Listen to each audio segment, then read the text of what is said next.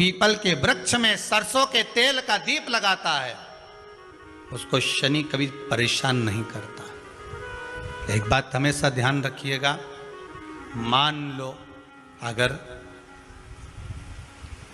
कोई भारी रोग ऐसा शनि महाराज के कारण हो गया हो, अच्छे काम करते करते उल्टे हो रहे हैं, होते हैं किसी किसी के साथ में, विपरीत परिस्थितियां आ जाती है, अच्छा करने जाओ बुरा हो जाता है,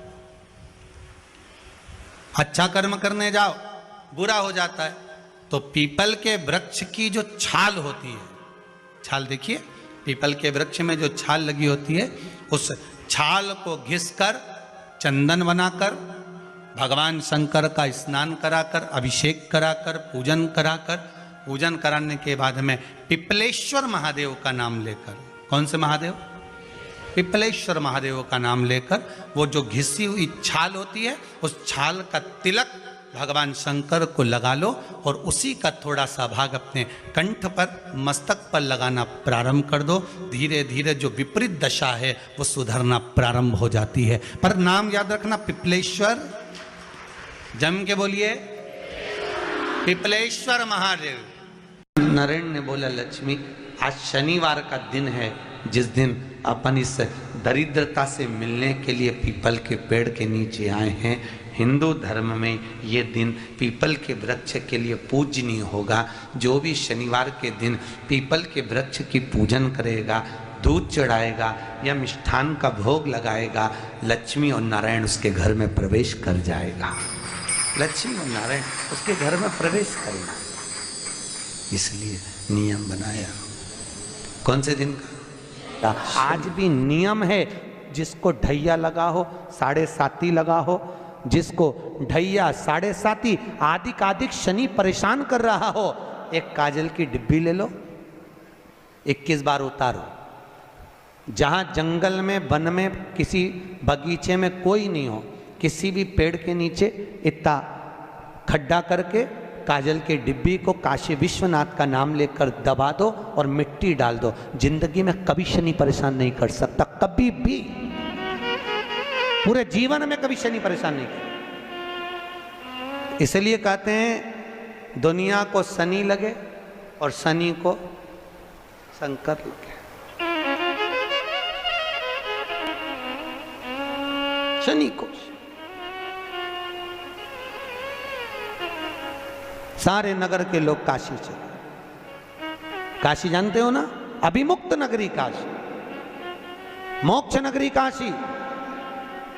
माता पार्वती जी ने शिव जी से केवल 2 वर मांगे थे, केवल 2 वर माता पार्वती ने मांगे शंकर भगवान से। पहला वर माता पार्वती ने शिव जी से मांगा था, भोलेनाथ वर दीजिए कि जिस पति पत्नी में आपस में झगड़ा हो उसमें प्रेम बढ़े। भगवान शिव ने कहा तथास्तु। आज भी नियम है, पति और पत्नी अगर आपस में झगड़ा करते हैं तो उनमें प्रेम बढ़ता है। तुम देखना, अच्छा प्रैक्टिकल करके देखना। पति झगड़ा करके चले जाए ऑफिस, दुकान, तो वहां से आते से ही पूछेगा, क्यों रे तेरी मम्मी कहाँ है? तुरंत पूछे। इतना झगड़ा करके गया है तो पूछे ही मत ही तो कि पत्नी कहाँ है, पर आते से ही पूछेगा कहाँ है।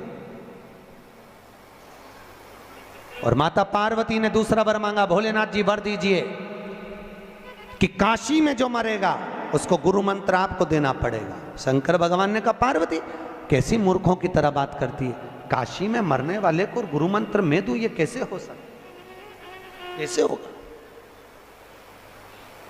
ये हो नहीं सकता, ये कभी नहीं होगा।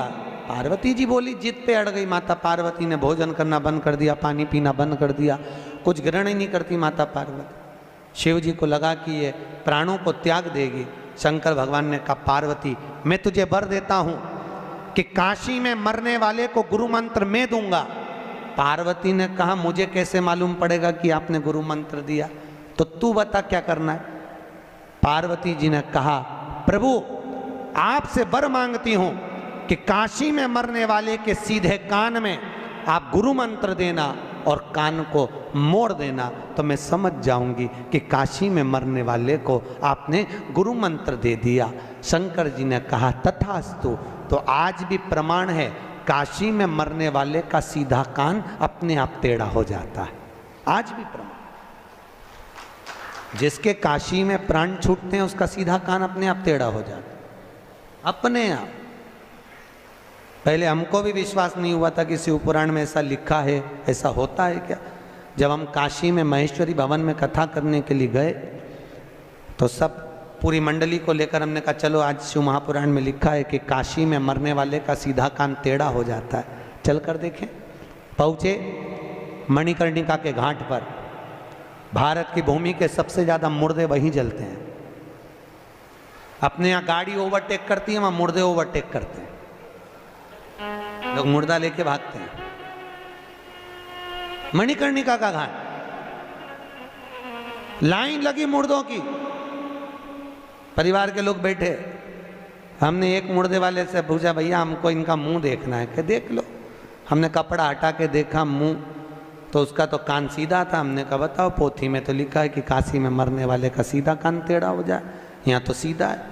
और आगे गए, हमने कहा हो सकता है कुछ गड़बड़ हो। आगे गए तो उसका भी कान सीधा, और आगे गए उसका कान टेढ़ा, फिर आगे गए तो उसका सीधा, फिर आगे वाले का फिर कान टेढ़ा। हम तो चक्कर में पड़ गए, किसी का सीधा किसी का टेढ़ा। हमने पूछा भैया ये मुर्दा कहाँ का है, तो क्या यहाँ से 40 किलोमीटर दूर का। और जिसका कान टेढ़ा था उसका पूछा ये मुर्दा कहाँ का है, तो के काशी की वो कॉलोनी का। समझ में आ गया कि काशी में मरने वाले का सीधा कान टेढ़ा हो जाता है, दूर मरने वाले का नहीं। ऐसा कोई है? 33 करोड़ देवी देवता में कोई देवता ऐसा नहीं कि मनुष्य के कान में आकर गुरु मंत्र दे दे, पर एक है मेरा काशी विश्वनाथ जो कि गुरु मंत्र भी प्रदान कर देता है। गुरु मंत्र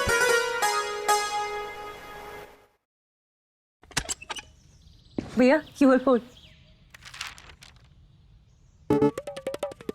भी प्रदान कर देता है।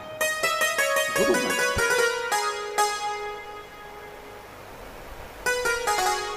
इसलिए ओम नमः शिवाय, ओम नमः शिवाय, हरे हरे भोले नमः शिवाय। जपो, जपते रहो, भजन निरंतर करते। शिव का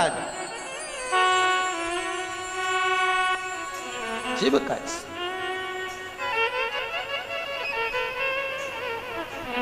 भगवान की भक्ति को धारण कर। आज भी शास्त्र कहता है अगर हम काशी नहीं जाते तो 5 बार मुख से काशी काशी जप लो। क्या नाम जपना? काशी काशी। हम तो कहते हैं अपनी छोरी का नाम रख दो काशी भाई।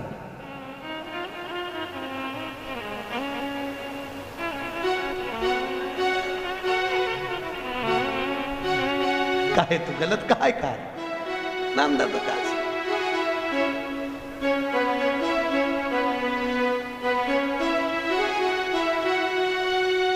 काशी काशी 5 बार बोल ले जीव, उसको यम के दूत पकड़ ही नहीं सकते। काशी काशी बोल लेने पर यमराज बंदी बनाने नहीं आता, फिर आता है तो मेरा महाकाल, मेरा ठाकुर, मेरा